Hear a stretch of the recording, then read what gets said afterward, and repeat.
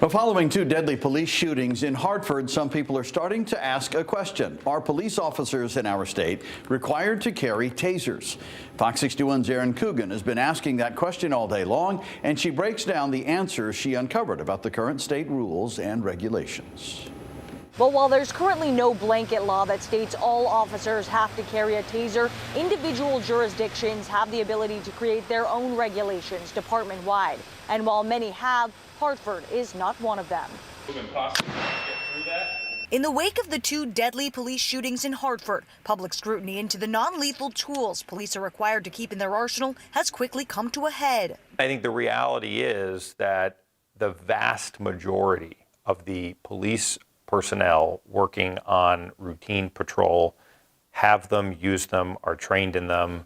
I actually think Hartford, in this case, may be an outlier. Ken Barone is the Associate Director of UConn's Institute of Municipal and Regional Policy. He says while there's no state mandate that requires all officers carry a taser, most cities and towns have established their own guidelines to do so.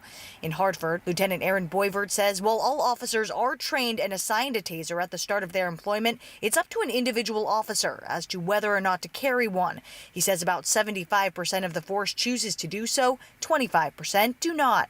The thing to remember is we have lots of tools, batons, tasers, other forms of force weapons. So why wouldn't an officer decide to carry a taser? Tasers, as an example, they're challenging tools to use, particularly this time of year.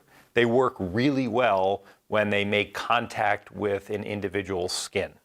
And they work really well when there's 2 points of contact on the body.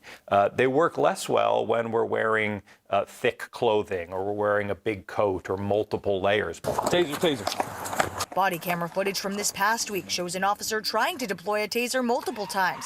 55-year-old Stevie Jones was wielding a knife, walking towards officers, and had failed to comply with several orders to disarm himself. It was only after the taser deployment failed, another officer who admitted to not having an alternative pulled a gun and shot Stevie 9 times in the chest. A lot of time I've seen sort of in the public, if only somebody else had a taser, and it's possible.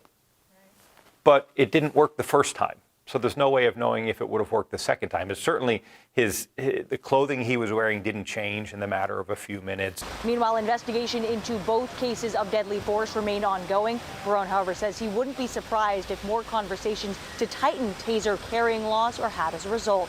In Hartford, Erin Coogan, Fox 61.